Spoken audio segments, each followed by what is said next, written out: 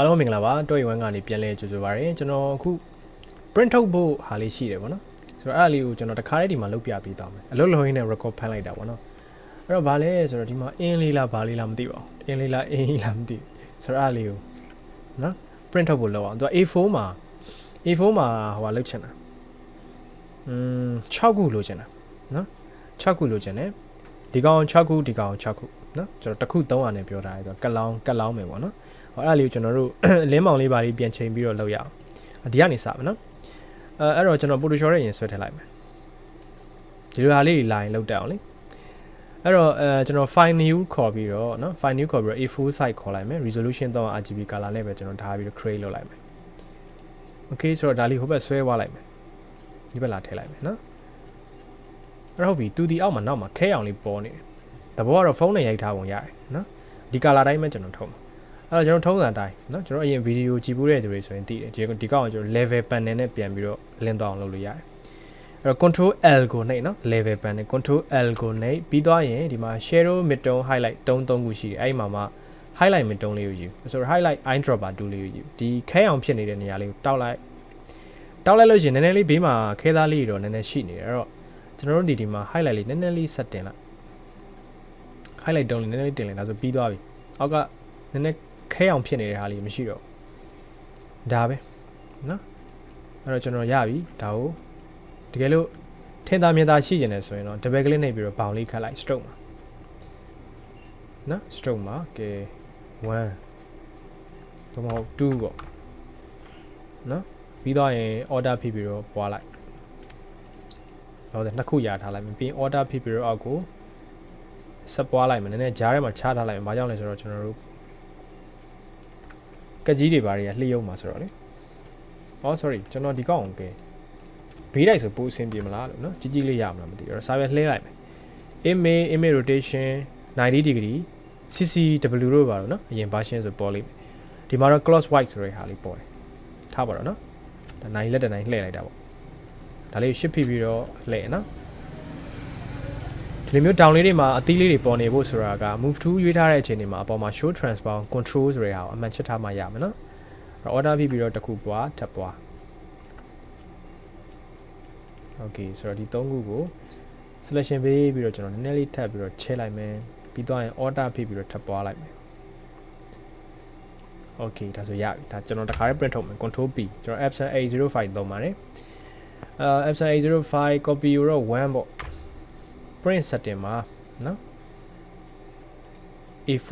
landscape paper type မှာ photo paper နဲ့ထုတ်မှာဖြစ်တဲ့အတွက် photo paper glossy ရွေးတယ် quality ကို high နဲ့ထုတ်တယ် color နဲ့ထုတ်နော် color ရွေးတယ် okay နိုင်တယ်ဆို6ခုစီသူပြောတာ6ခုစီဟုတ်တယ်ကျွန်တော် print နေလိုက်မယ်နော်ဒါဆိုဒီခုကအဆင်ပြေသွားပြီနောက်တစ်ခုဒီကောင်လေးဒီစာရဲ့ပေါ်ပြစ်မတင်ဘူးဒီဘေးနားမှာလာဖွင့်လိုက်မယ်နော်โอเคဒါလေးလဲထုံနီးလက်ကောင်းပါပဲအဲ့တော့ကျွန်တော်ဒီမှာတော့ rectangular marquee 2ယူပြီးတော့နော်ဘေးသားတွေမပါအောင်ကျွန်တော်ဒီလိုမျိုး selection လုပ်ပါမယ်ဘေးသားတွေပါကုန်ဒီလိုလေးပေါ့ဒါမှမဟုတ်ကိုကဘာရှင်းအမြင့်သုံးနေဆိုရင် perspective crop 2ရှိတယ်ဒီ crop 2ရအောင် perspective crop 2ရှိအဲ့ကောင်ယူလိုက်ပြီးတော့တန်ဖိုးတွေဘာမှမထည့်ထားအောင်နော်တကယ်လို့ရှိနေ clear နဲ့ရှင်းထုတ်ရင်တော့ frame လေးတစ်ခုဆွဲလိုက်ပြီးမှကျွန်တော်နည်းနည်းတည်မယ်ဒီကောင်ဒီဘက်နည်းနည်းတူပေါ်နည်းနည်းတင်မယ်ရဆောင်းလင်းကိစ္စမျိုးဒီကောင် enter ခေါက်လိုက်ရင်ဒဲထွက်လာမှာ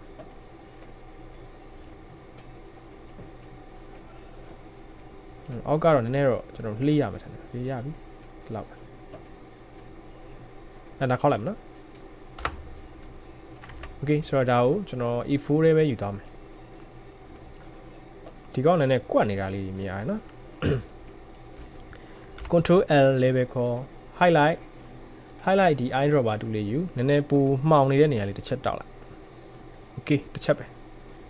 ဒါဆိုစင်ပြေသွားပြီနည်းနည်းလေးတေချာဝအောင်ဒီ highlight တုံးလေးကိုနည်းနည်းလေးဆက်တင်လိုက်နော် okay နှိပ်ရပြီပြီးဒီဘေးကမလိုတဲ့ဟာတွေ rectangular marquee 2နဲ့ selection ပေး delete လုပ် control D နှိပ်လိုက်နော်ဒီနေထားရပါပြီဒါဆိုရင်ဒီကောင်းကိုကျွန်တော်ကဘာလုပ်မလဲဆိုတော့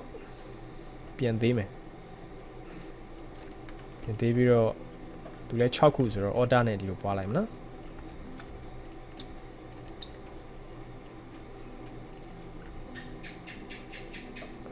ဆိုတော့ဒီမှာကဒီတိုင်းကအဆင်မပြေဘူးเนาะအဲ့ဒါဒီလိုလုပ်ကြည့်အောင်စာရွက်ကအသက်မယူခြင်းဒီထဲမှာပဲလှဲပြီးတော့ထုတ်လိုက်ပြီးတော့ဒီလိုတစ်ခု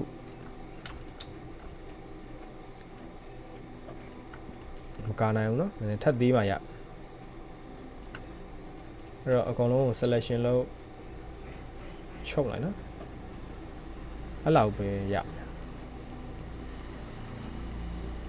x sound ဆိုတော့နော်ပြန်လှည့်ကြည့်ရ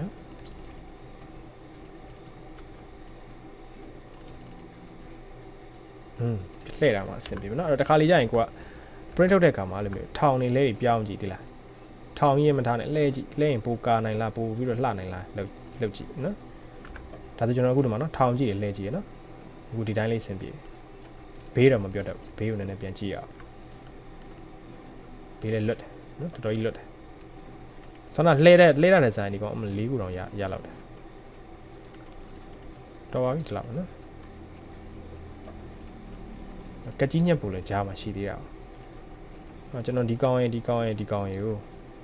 အပေါ်ထိတ်ညှိလိုက်မယ်ဒါမှမဟုတ်စင်တာညှိလိုက်ပေါ်တင်လိုက်ပြီးရင်ဒီကောင်ရင်နော်အဲ့ရှစ်ပြီးတော့နှိပ်တာနော်အဲ့လိုနှိပ်လို့ရဖို့အတွက် move to ယူထားတဲ့အချိန်တွေမှာ auto select ဆိုရအမှန်ချက်ထားဖို့တော့လိုပါတယ် okay ဒါလေးကိုကျွန်တော်အလဲလောက်ထားလိုက်မယ်နော်ခါရဲ print ထုတ် control p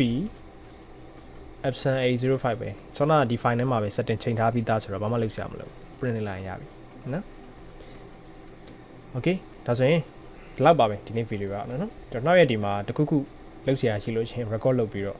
တင်ပေးပါမယ်နော်ကျွန်တော် YouTube channel လေးကိုလည်း subscribe လုပ်ပေးပါအောင် subscribe လုပ်ပေးတဲ့သူတွေကိုလည်းတူတူတယောက်ချင်းစီတိုင်းအောင်လည်းကျေးဇူးတင်တယ်လို့ပြောချင်ပါတယ်ဟုတ်ပြီနော်